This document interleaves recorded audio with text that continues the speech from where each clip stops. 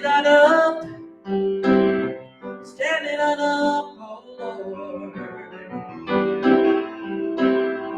Wanna walk it on down, shed a little light, oh Lord. Shed a little light, oh Lord.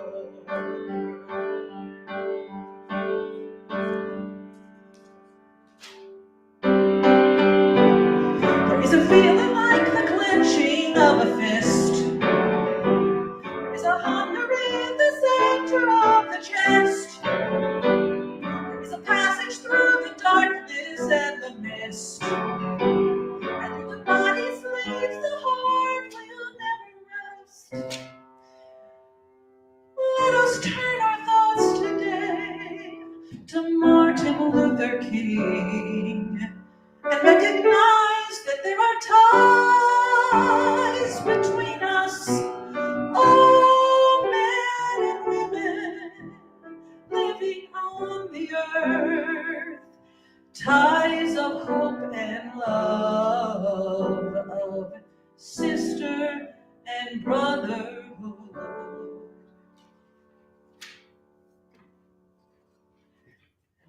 Dr. King's favorite hymn.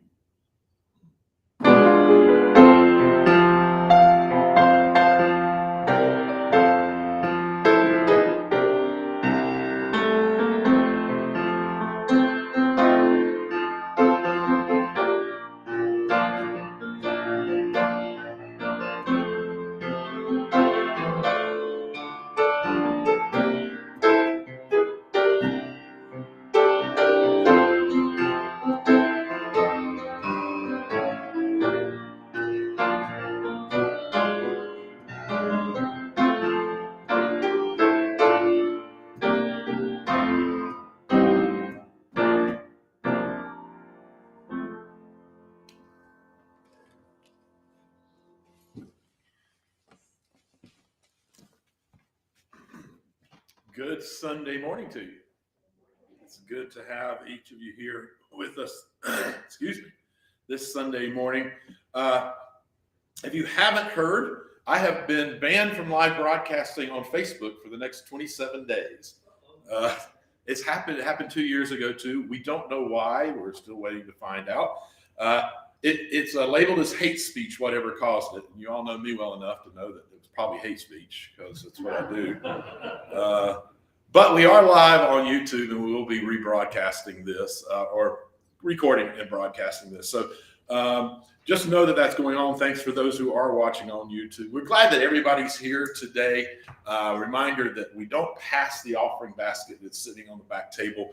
Hope that you will find that on your way out today. And for those who are watching online, whether you're watching live or recorded, do encourage you to go to athinkingchurch.org. That's got the letter A in the front of it to learn more about us. And if you're interested in helping us remain broadcasting, we have a pretty low technological broadcast. Any donations you make can help us improve that. And my goal this year is that we do better than just break even like we did last year with our broadcast. So hopefully we get there. For those who may not have heard, our church administrator, Kate, has COVID. And so Monday was already closed in observation of MLK Day in the office. Based on when she tested positive, I suspect she will not be in on Tuesday either, so that she gives that 5-day waiting period. I do know that this morning her fever broke. So she is, it sounds like, on her way to recovery. So, but please reach out to her and let her know that you're all thinking about her. I have 2 readings this morning. Also, before I begin the readings, I want to point out there is this large TV. I probably should speak of that. If you can't see it well from where you're sitting, I'd encourage you to move. We're going to use about a 4-minute video during my talk today. Before we get to the talk, I'd like to do 2 readings for you. The first one comes from Romans chapter 12, verses 17 through 21. And I'm reading from the New Revised Standard Version, the updated edition of that. Hear these words. Do not repay anyone evil for evil, but take thought for what is noble in the sight of all. If it is possible, so far as it is dependent upon you, live peaceably with all. Beloved, never avenge yourselves, but leave room for the wrath of God, for it is written, vengeance is mine, I will repay, says the Lord. Instead, if your enemies are hungry, feed them. If they are thirsty, give them something to drink, for by doing so, you will heap burning coals on their heads. Do not be overcome by evil, but overcome evil with good. We add blessing and understanding to the reading of these words. I also want to share a quote with you from Desmond Tutu, who says, "We must not allow ourselves to become like the system that we oppose. We cannot afford to use methods of which we will be ashamed when we look back, when we say, we shouldn't have done that.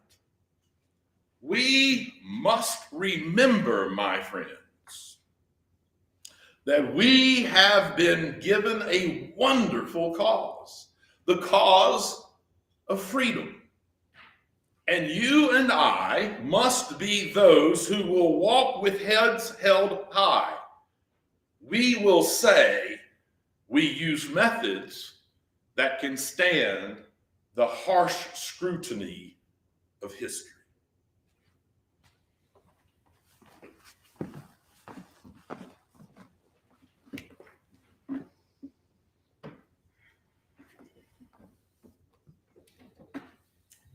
This is Guns N' Roses.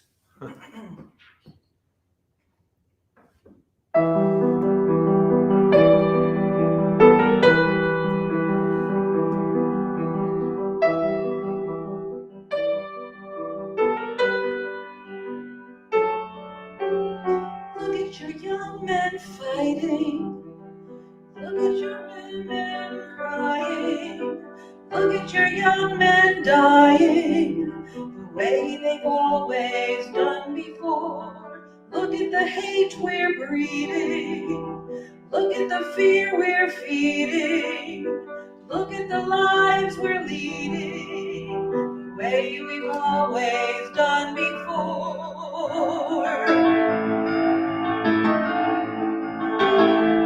My hands are tied. The billions shift from side to side, and the wars go on with brainwashed pride for the love of God and our human rights. And all these things are swept aside by bloody hands time can't deny. They're washed away by your genocide, and history hides behind our civil wars.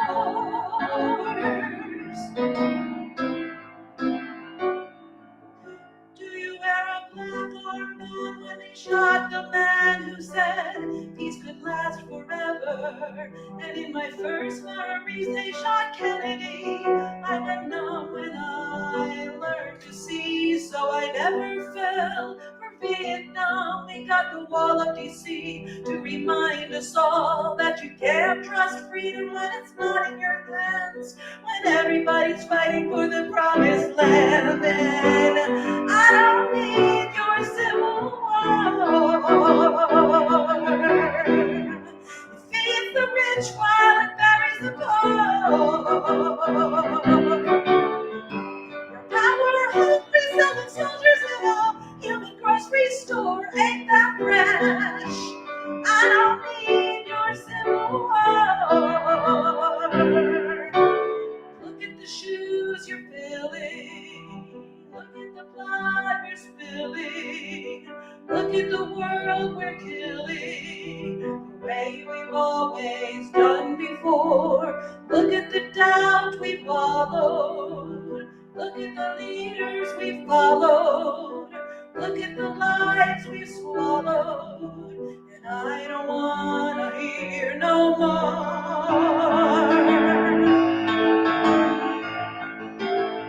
My hands are tied, for all I've seen has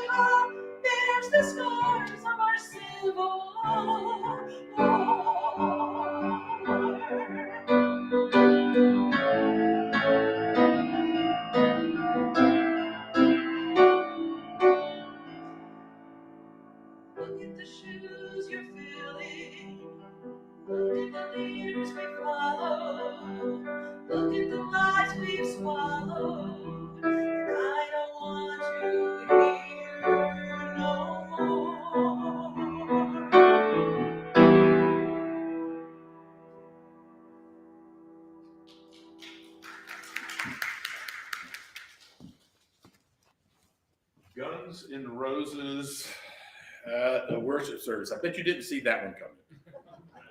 That was fantastic. I would have never put that together, but man, what a wonderful song to share with us. Thank you for that. My message this morning is entitled MLK and Creative Loving Resistance.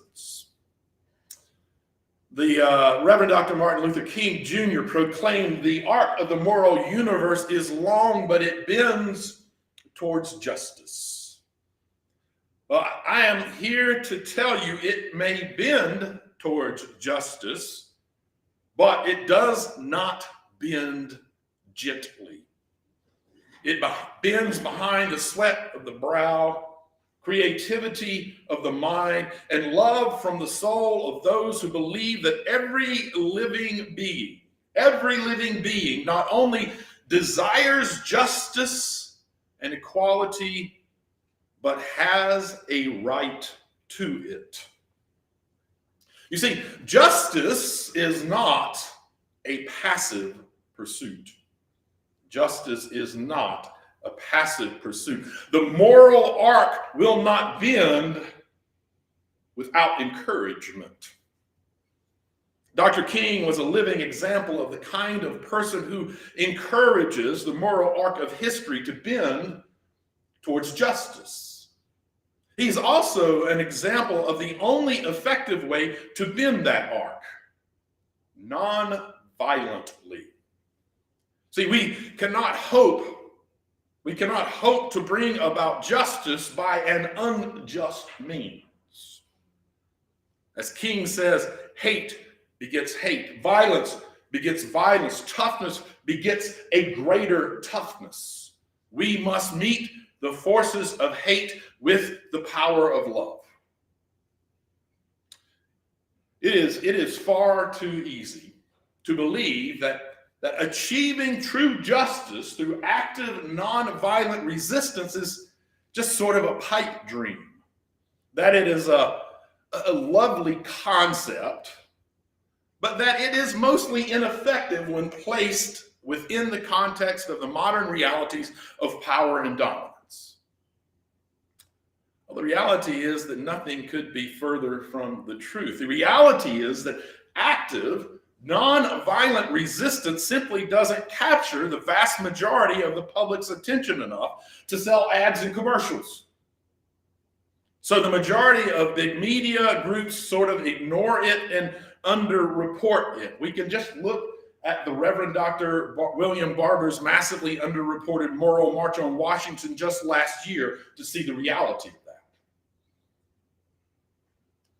And it may be that another reality is that this kind of change making, this kind of peace making, this active, non-violent resistance is such a threat to the industrial war machine and those who leverage fear and violence and hate in order to continue to propagate their positions that they will do everything within their power to prevent the mass distribution of reports that point to how effective it truly is. As Mahatma Gandhi reminds us, non-violence is the greatest force at the disposal of mankind. It is mightier than the mightiest weapon of destruction devised by the ingenuity of man. I've mentioned Walter Wink before. If anyone's interested, I do have some books here that I'd be willing to lend you. Author and theologian Walter Wink help us to see that not only is the idea of violence being redemptive a myth, violence, as Dr. King pointed out, begets violence, but there is a better way. He called it Jesus's third way, which is also the name of a small publication that he wrote in the 1980s to show a way to non-violently resist apartheid. And in it, Wink points out, he says, in 1989, there were 13 nations that underwent non-violent revolutions. All of them, except for one, China, were successful. That year, 1.7 billion people were engaged in national nonviolent revolutions. That's a third. Would have been a third of humanity, or nearly that at the time, he says. If you throw in all of the other nonviolent revolutions in all the other nations in the 20th century, he says, you get an astonishing figure of 3.34 billion people involved in nonviolent revolutions. That is 2/3 of the human race. No one can ever say again that nonviolence doesn't work. He says it has been working like crazy. This begs the question, though. What does this look like in everyday life? How do those of us who are not Dr. Kings or Gandhis or Walter Winks begin the work of bending the arc of the universe towards justice while honoring this call to nonviolence? Well, to answer that, I'd like to share with you a story. It's a true story of the Ku Klux Klans. It happened in Knoxville, Tennessee. A book about it called White Flower was written by my friend, singer-songwriter, peace activist David Lamont.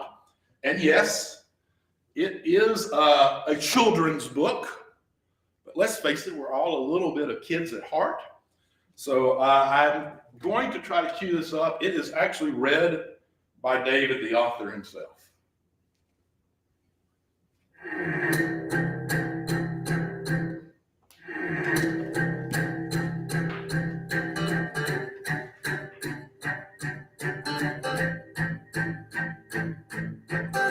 The day was bright and sunny, as most May days tend to be in the hills of Appalachia, down in Knoxville, Tennessee. A dozen men put on their suits and quickly took their places in white robes and those tall and pointed hoods that hid their faces. Their feet fell down in rhythm as they started their parade. They raised their fists into the air, they bellowed and they brayed. They loved to stir the people up. They loved when they were taunted. They didn't mind the anger. It's exactly what they wanted. And as they came around the corner, sure enough, the people roared. But they couldn't quite believe their ears. It seemed to be support. Had Knoxville finally seen the light? Were people coming around? The men thought for a moment that they'd found their kind of town. But then they turned their eyes to where the cheering had its source. As one, their shoulders crumpled when they saw the mighty force. The crowd had painted faces, and some had tacky clothes, their hair and hats outrageous. Each had a bright red nose. The clowns had come in numbers to enjoy the grand parade, and they laughed and danced that other clowns had come to town that day. And then the marchers shouted, and the clowns all strained to hear, each one tuned in intently with a hand cupped to an ear. White power, screamed the marchers, and they raised their fisted hands. The clowns leaned in and listened like they couldn't understand, and then one held up his finger and helped all the others see the point of all this yelling, and they joined right in with glee. White flower, the clowns shouted, and they reached inside their clothes. They pulled out bags and tore them, and huge clouds of powder rose. They poured it on each other, and they threw it in the air. It got all over baggy clothes and multicolored hair.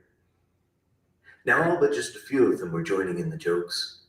You could almost see the marchers turning red beneath white cloaks. They wanted to look scary. They wanted to look tough.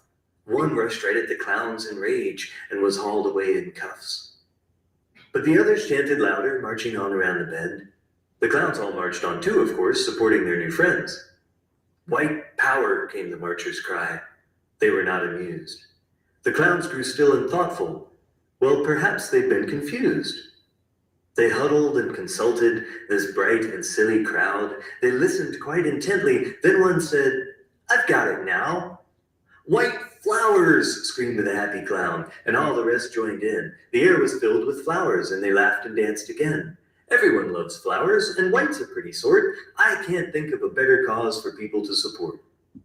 Green flower stems went flying like small arrows from bad archers, and white petals covered everything, including the mad marchers. And then a very tall clown called the others to attention. He choked down all his chuckles and said, "Friends, I have to mention that what with all this mirth and fun, it's sort of hard to hear, but now I know the cause that these paraders hold so dear.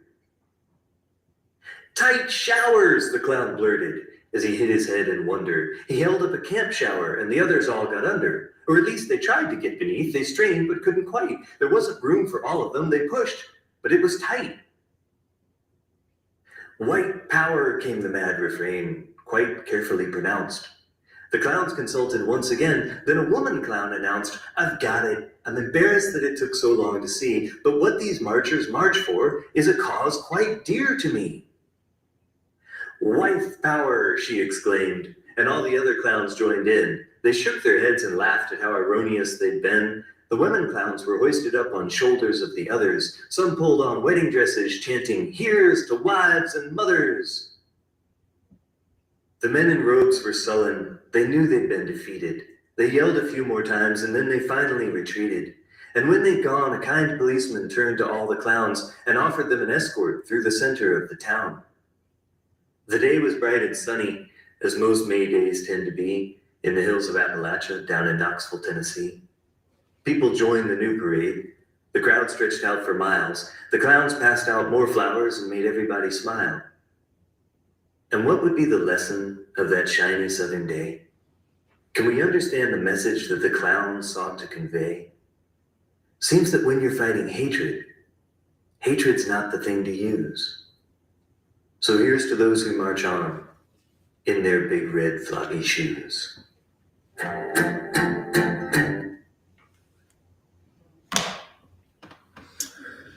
That is nonviolent resistance. Was it inspired by the teachings of Jesus? I have no idea. And it really doesn't matter. What matters is how they resisted hate and domination. They did not respond in kind with hate and domination that was aimed at the other side. They took aim at the silly idea that one race is more important than another, and they let their sharp wits fly in a barrage of puns and general silliness. The reality is that non-violent resistance is actually part of the founding of the U.S. Now, that doesn't mean there wasn't horrific violence in the founding. It just means that part of the U.S. founding is actually built on non-violence. You see, the American colonists initiated three major non-violent campaigns against the British. Stamp Act, against the Stamp Act of 1765, Townsend Act of 1767, the Coercive Act of 1774. And collectively, those played a major role in independence of the colonies, of the 9 colonies in 1775. The reality is there is example after example of this kind of resistance working. Non-violent demonstrations led to the passage of the ratification of the constitutional amendment guaranteeing women the right to vote. Using a variety of non-violent methods, including boycotts, economic boycotts, massive demonstrations, marches, sit-ins, and freedom rights, the U.S. Civil Rights Movement won passage of the Civil Rights Act of 1964 and the Voting Rights Acts of 1965. Apartheid in South Africa was brought down in 1990 through a series of non-violent protests and mass resistance. As Dr. King once reminded us, at the center of nonviolence stands the principle of love. So, following in the footsteps of people like Dr. King, let us march on, bending the arc of the moral universe towards justice. It will take the sweat of our brow, the creativity of our minds, and the love of our souls if we hope to sort out a nonviolent way forward. But we must never lose sight of the reality that nonviolence is the only actual way forward.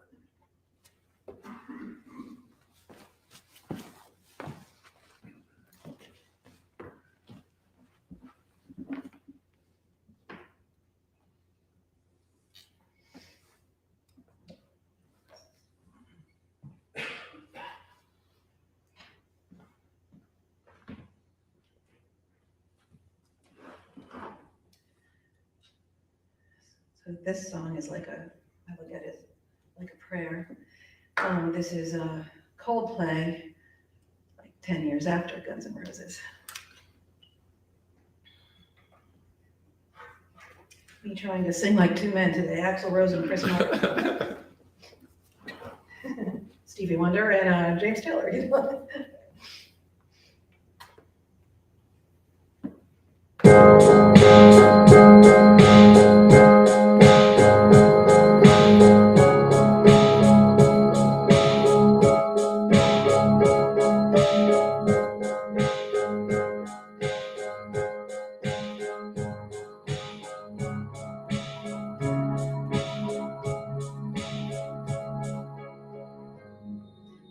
Earth from outer space. Everyone must find the place. Give me time and give me space. Give me real, don't give me fake. Give me strength, reserve, control. Give me heart and give me soul. Give me time, give us a kiss. Tell me your own politics.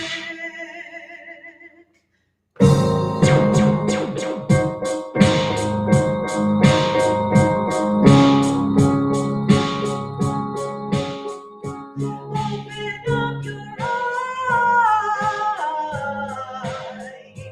Open up your eyes. Open up your eyes.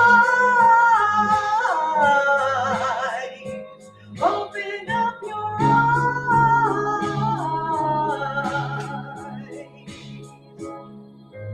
Give me one, 'cause one is best.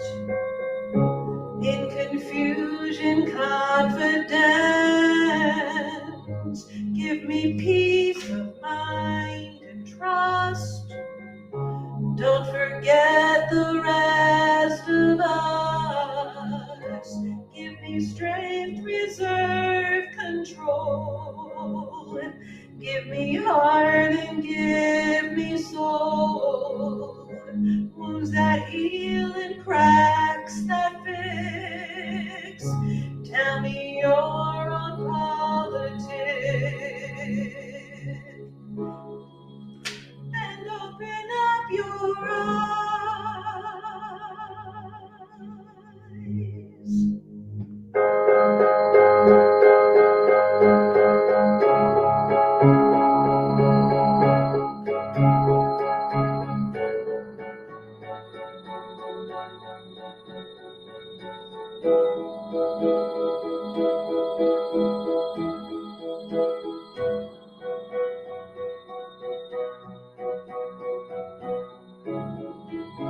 You'll give me love over, love over, love over this.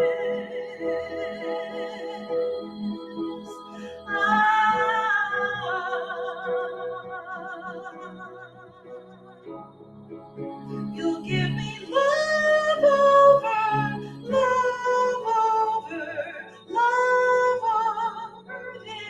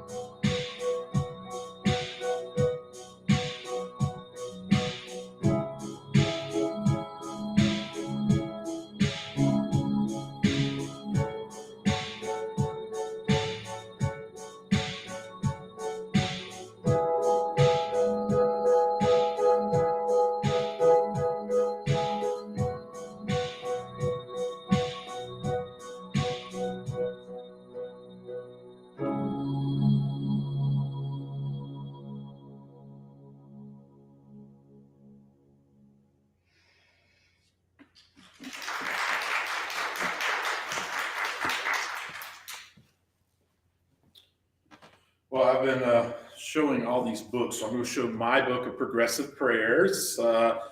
That's what I'm going to be using for this period of our worship service as we gather together. Turn a little more inward. This is a prayer from my book. I'll ask you to accept it in whatever form is best for you, as a meditation, as a prayer, or just a moment to grab hold of the words that you're in need of right now. Let's bow our heads. We have heard the words of the prophets, instructing us to do justice, to love kindness, and to walk humbly. Let us turn our hearts and minds to places in the world where those things sometimes seem difficult to come by. In the struggle for justice for all, in places around the world where there is civil unrest and violence, as people call for change, may justice prevail in a way that no one is left behind and no one is taken for granted. In our efforts to love kindness, we are reminded of the divides that the judgment from churches can, has, and continues to cause. May loving kindness be extended not only inside the walls of the church, but in a way that it is extended to everyone outside the walls as well. May we learn humility. May we learn not to feel as if we are more deserving than anyone else.